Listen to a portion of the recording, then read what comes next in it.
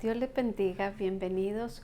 Hoy vamos a comenzar una nueva serie acerca de los grandes milagros del Antiguo Testamento.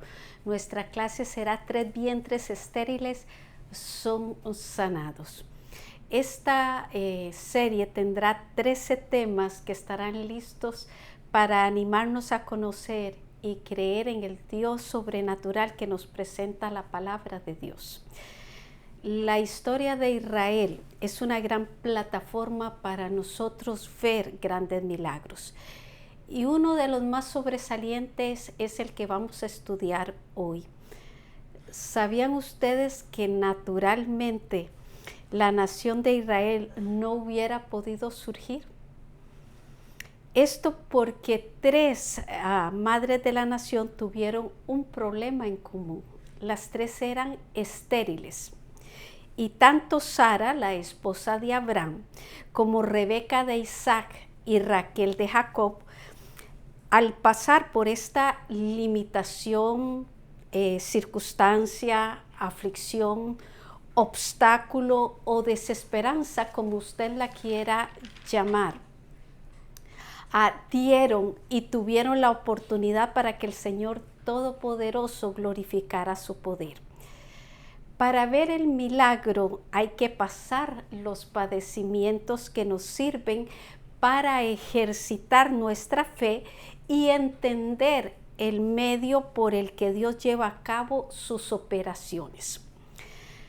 Dios no tiene límite en cuanto a su poder. Génesis 18:14 nos dice: ¿hay para Dios alguna cosa difícil? Notemos que cuando Dios sanó los vientres de Sara, de Rebeca y de Raquel, buscó a través de ello proveerse de un pueblo para sí. Y de los hijos nacidos por estos 3 milagros, nació el pueblo de Israel, y posteriormente de ellos fue que salió el Mesías. Punto número 1, vamos a comenzar ya el tema. Vemos cómo Dios concedió un hijo a Abraham y a Sara en su vejez. Dice, la promesa de un hijo a Sara la hizo reír. No era para menos, ¿no? Vamos a estar en Génesis 18:11. Y al estudiar estos versos veremos los principios de Dios al hacer Él su obra perfecta. Verso 11. Vamos a ver cómo las circunstancias difíciles no impiden, más bien alimentan los milagros de Dios. Cuando la promesa del nacimiento de Isaac llegó a Abraham y a Sara, dice este verso que ellos eran ancianos, que a Sara le había cesado la costumbre de las mujeres. Eso significa que no tenía periodo. Y esto era imprescindible, era necesario para la procreación de una criatura. Pero a pesar de ello, la promesa de Dios de hacerlos padres se mantuvo vigente, se mantuvo en pie. Esto porque la palabra de Dios tiene más garantía que todos los obstáculos que se puedan presentar. Este principio del verso 11 nos aconseja, nos enseña, nos invita a confiar en lo que Dios dice en su palabra, lo que Dios promete en su palabra. Verso 12. Dice, las operaciones milagrosas no siempre son razonables. Este verso no está escrito para condenar a Sara. Pero la actitud de Sara nos hace más conscientes del milagro que se operó en ellos. Ella, con su mente natural, con su mente racional, pensó en lo imposible que parecía esta promesa que Dios les está dando. Es por eso que se les llama milagros sobrenaturales, porque están por encima de lo natural, por encima de lo racional. Ella, al reírse, estaba bromeando, se estaba burlando cuando dice dentro de ella, después de que he envejecido, ¿tendré deleite? Siendo mi Señor ya viejo. Ella en su condición ve su edad como un impedimento para lograr tener un bebé. Y tenemos que decir que no era mentira. Pero el Señor es el Señor de los imposibles. Verso 13. Dios interviene para afirmar la fe de ambos. El Señor señala a Abraham la risa de Sara en este verso y le pregunta por qué lo ha hecho. Dando él a entender que Sara dudaba de la realización de este milagro. Recordemos que ya Abraham en Génesis 17:17 lo había hecho también, el de reírse. En Romanos 4:20 dice, pero Abraham, a pesar de lo que aparentemente esto representaba en la vida de ellos, dice que Abraham lo que hizo fue fortalecerse en fe, dando gloria a Dios. Esto es plenamente convencido que el Señor era poderoso para hacer todo lo que Él había prometido. En Hebreos 11:11 sabemos que finalmente Sara aceptó creer que el Dios que lo había prometido era fiel y haría lo que había dicho. En otras palabras, ella creyó en Dios más que lo que su cuerpo le decía que se podía hacer. Así que cuando tengamos una promesa de Dios que humanamente parezca imposible, sigamos el ejemplo de Abraham en Romanos 4:20-21.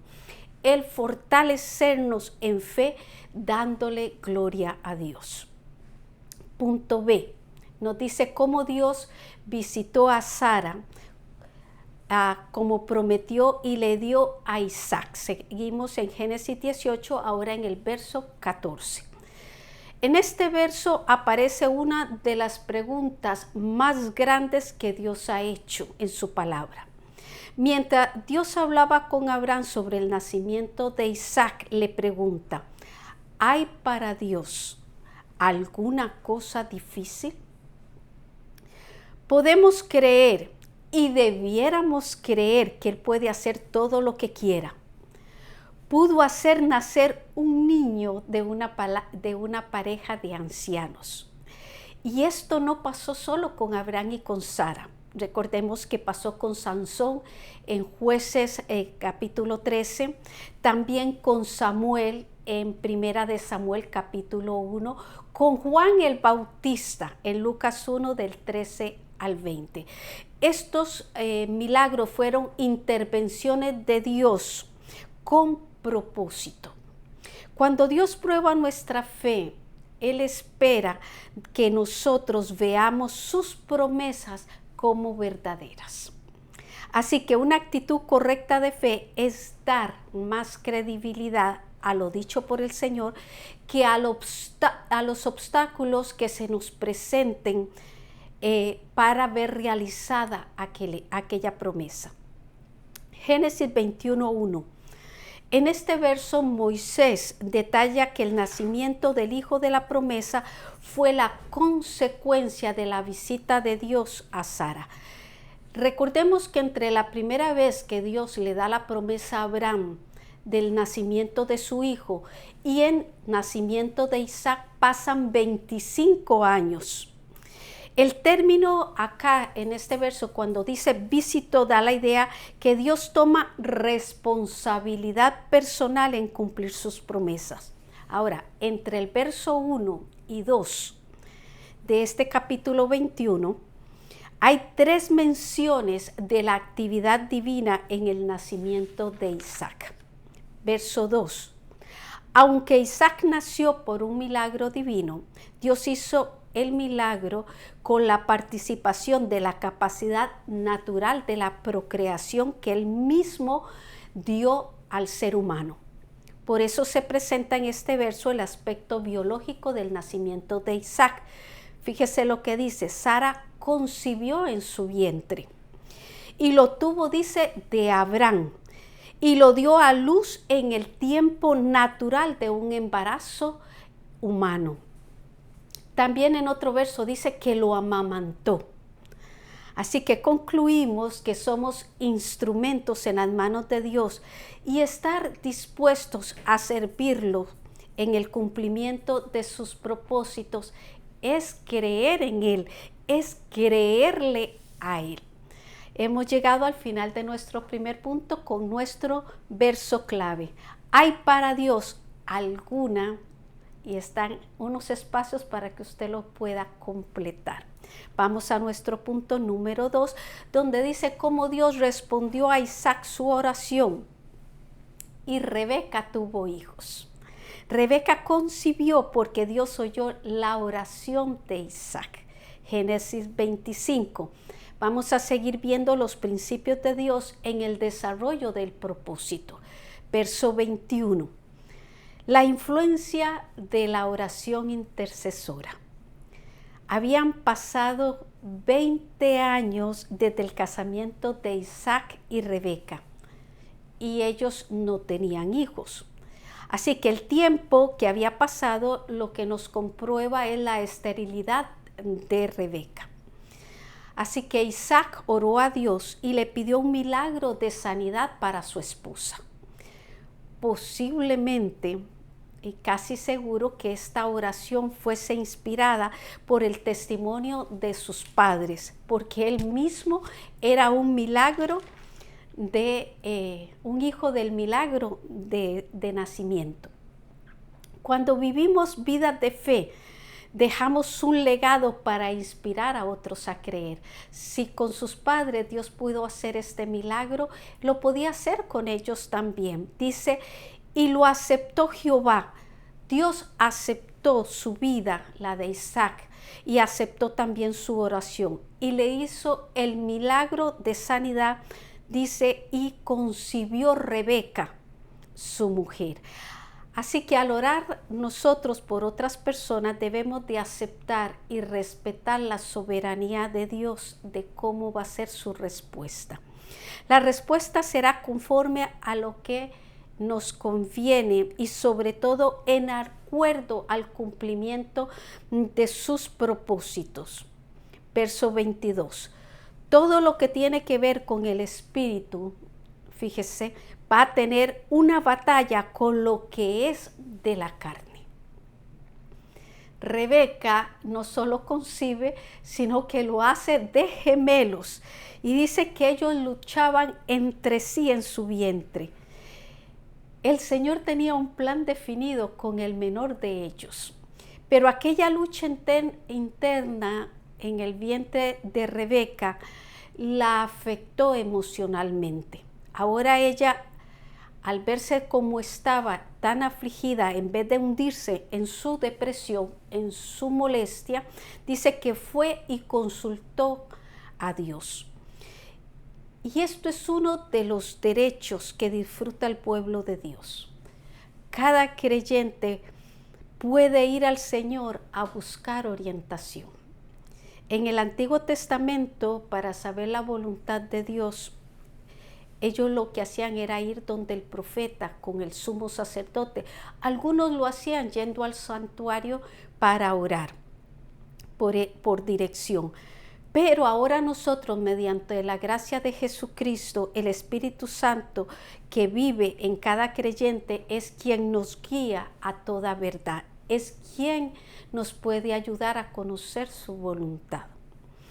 No se permita, si tenemos esta gran promesa, tenemos esta gran oportunidad, no se permita preocuparse excesivamente sin ir a la presencia de Dios y descansar en el cuidado y la dirección del Espíritu Santo. Punto B.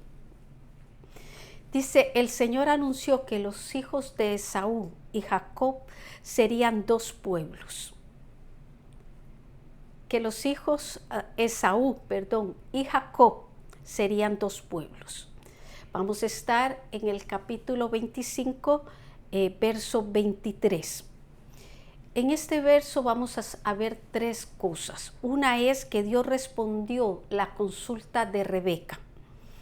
Así que nosotros debemos ser agradecidos que un Dios tan sublime se digne a atender nuestra voz, a inclinar su oído a nuestra oración. Y encima de eso dice que no hace acepción de personas. Otra cosa que vemos en este verso es que el Padre Celestial tiene los acontecimientos en su mano y Él dice que les pone orden. Si no, lean Isaías 44:7. Dice, ¿quién proclamará lo venidero? Lo declarará y lo pondrá en orden delante de mí, como hago yo desde que establecí el pueblo antiguo. Anúncieles lo que viene y lo que está por venir, lo que dice Isaías. Así que Dios llama acá en este verso las cosas que no son como si fuesen. Él anuncia lo venidero y lo pone en orden delante de sí. Así es como le dice a Rebeca que tenía 2 hijos en su vientre y ellos serían 2 naciones y que ambos pueblos estarían divididos desde sus entrañas. Esa era la gran aflicción que estaba padeciendo Rebeca. Uno de los 2 sería más fuerte que el otro y el mayor, dice, serviría al menor. Recordemos que en aquellos tiempos el derecho a la primogenitura garantizaba la estabilidad familiar, social y política, así que esta revelación era muy importante para ellos. Pero Dios puede romper moldes para llevar a cabo sus propósitos. Esto es algo poderoso que ocurre a través de la fe. Y nosotros debemos obedecer su voz y la manera de cómo Él quiera cumplir sus propósitos en nosotros. No resistirnos, sino aceptarlos. El tercer punto que nos habla este verso es de la obra santificadora del Espíritu con mayúscula. En verdad estos gemelos eran muy diferentes, tanto en su parte física, porque Esaú era rubio, dice, velludo como una pelliza. Jacob, en cambio, era lampiño, Génesis 27:11. Sus personalidades también eran muy diferentes. Dice de Esaú que era diestro en la caza, así que era un hombre de campo. En cambio, Jacob era varón quieto que habitaba en las tiendas. Génesis 25:27. Jacob tenía un nombre que significaba suplantador.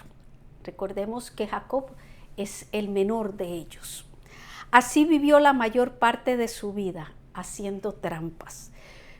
Pero Dios trató con él y lo llevó a ser un hombre humilde que caminó fielmente en la voluntad divina. Así que no por la gran revelación que Rebeca tiene de ellos en el vientre de su madre, sale Jacob totalmente listo para el propósito. No, hubo que trabajar en él para que se cumpliera el propósito. Dice, demoró años para que Jacob fuera llevado a ser Israel, pero Dios lo logró. Tengamos paciencia con aquellos que no dan buen fruto inmediatamente después de su conversión. Es la obra santificadora del Espíritu con mayúscula quien opera los cambios profundos en los que vivimos para Dios. Llegamos a nuestro verso clave que dice, y Isaac, mejor les digo la cita, Génesis 25:21, punto número 3.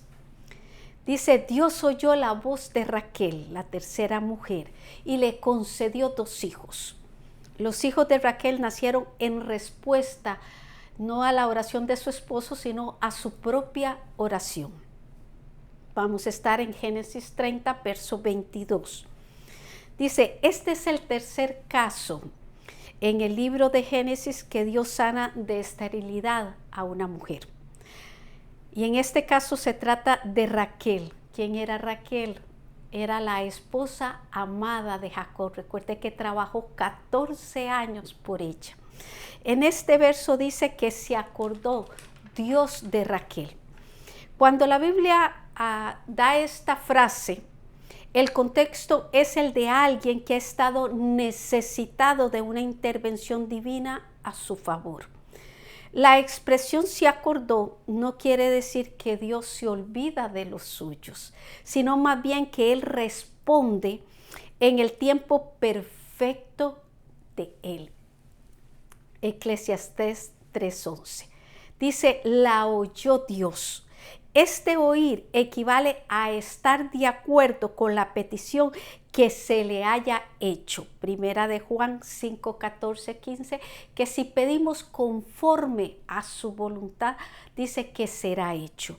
Y le concedió hijos, dice este verso. Este fue el caso de Raquel, verso 23. El verso 23 es el testimonio del milagro de Dios a favor de Raquel. Por la obra de Dios, ella queda embarazada de su esposo Jacob y da a luz a su primogénito. Y Raquel, al verlo nacer, testifica que Dios había quitado su afrenta, su desgracia, su deshonra. La esterilidad se consideraba una maldición. Génesis 20:18 y Éxodo 23:26. Así que para Raquel, su parto era el inicio de una vida de honra. Punto B. Los hijos de Raquel llegaron a ser tipos de Cristo. Seguimos en el capítulo 30, verso 24. Nos dice que el primer niño de Jacob y Raquel se llamó José. Sabemos que hay 7 personas con este nombre en la Biblia, pero el primero es el bisnieto de Abraham. ¿Quién es el bisnieto de Abraham? El hijo de Raquel. Este nombre significa el que añade. Ella le dijo al Señor, añádame otro hijo. O sea, si ya me diste uno, dice, ella tuvo la confianza de pedir ampliamente, en abundancia. Y Dios concede todo aquello que coopera con el cumplimiento de sus propósitos. José llegó a ser uno de los tipos más perfectos de Cristo. De hecho, en nuestro currículo de clases tenemos una clase dedicada a ello, de ver a José como el tipo de Cristo. La Biblia no menciona ningún defecto moral en él. Los creyentes tenemos en Cristo un sumo sacerdote, santo, inocente, sin mancha, apartado de los pecadores y hecho más sublime que los cielos, nos dice Hebreos 7:26. Así como el nombre de José está relacionado con añadir, o ese es su significado, que se le añadiera otro hijo a Raquel. El de Cristo también está relacionado con darnos todo lo que necesitamos, o sea, que Él nos añade. Por eso dice Mateo 6:33, busquemos primeramente el reino de Dios y su justicia, y todas las demás cosas nos serán añadidas. Génesis 35:18. Es en el contexto de este verso que se nos da lo que pasó Raquel en su segundo parto. Al llegar ellos cerca de Betel, ella dio a luz a Benjamín y murió. Ellos pasaron por una gran travesía, pueden ustedes leerlo. Dios le concedió a ella el otro hijo que ella había pedido, porque Él cumple su voluntad en nosotros. Y antes de morir, Raquel nombra a su último hijo Benoni, que significa hijo de mi tristeza o de mi aflicción. Estaba en su agonía. Este nombre se relaciona con Cristo en Isaías 53:3 cuando dice varón de dolores, experimentado en quebranto. Cuando atravesamos por las aflicciones propias de la vida cristiana, recordemos que a nosotros nos es concedido esto a causa de Cristo. No solo que creamos en Él, sino también que padezcamos por Él, nos dice Filipenses 1:29. No solo seremos participantes de los padecimientos de Cristo, sino que en la revelación de su gloria nos gozaremos, dice Primera de Pedro 4:12-13, con gran alegría. Dice Génesis 35:18 en la segunda parte, Raquel le puso el nombre Benoni, pero ahora su padre lo llama Benjamín. O sea, que no quedó en el significado del momento de su madre, sino en el significado del momento de su padre. Le dice, hijo de mi mano derecha. Dios resucitó a Cristo y lo ha sentado a su diestra en los lugares celestiales. Recuerde que estamos comparando el significado de ellos con la verdad en Cristo. Esto nos dice Efesios 1:20. Pero en Efesios 2:6 nos dice, y juntamente con Él nos resucitó y asimismo nos hizo sentar en los lugares celestiales con Cristo Jesús.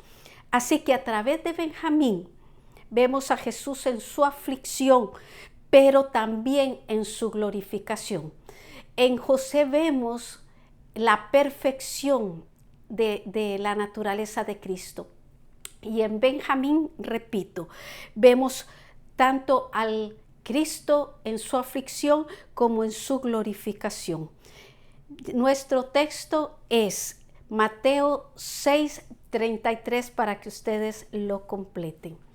Llegamos a nuestra reflexión. Hemos visto a 3 mujeres con la misma necesidad, pero en cada una se resolvió de acuerdo al propósito de participación en el plan de Dios para Israel. Hoy, tú y yo somos parte de los planes de Dios para la Iglesia de Jesucristo. Este estudio nos recuerda 8 principios que nos pueden ayudar a dar a luz el propósito en su perfecta voluntad. Raquel, que es nuestra tercera mujer, testifica cómo Dios le quita la afrenta, la deshonra, y su parto fue el inicio de la honra para ella. Ella da a luz 2 hijos tipos de Cristo, donde José es una de las representaciones más perfectas de Cristo. Así es el fruto nacido de Dios. Juan 12 nos dice, de cierto os digo, que si el grano de trigo no cae en la tierra y muere, queda solo, pero si muere, lleva mucho fruto. Esto es un creyente con testimonio, esto es un creyente que ha dejado que Dios haga su voluntad en él. Así que tengo una invitación que nos hace la palabra de Dios, que dice, el que cree en el Hijo de Dios tiene el testimonio en sí mismo. Y este testimonio es que Dios nos ha dado vida eterna y esta vida está en su Hijo. Y el que no tiene al Hijo de Dios no tiene la vida. Primera de Juan 5 del 10 al 12. Así que si tú quieres tener vida, debes de aceptar a Jesucristo como el dueño y Señor de tu vida. Nuestra próxima semana seguiremos animando a la fe. A través de la clase Dios se aparece a Moisés en Horeb. Que Dios le bendiga.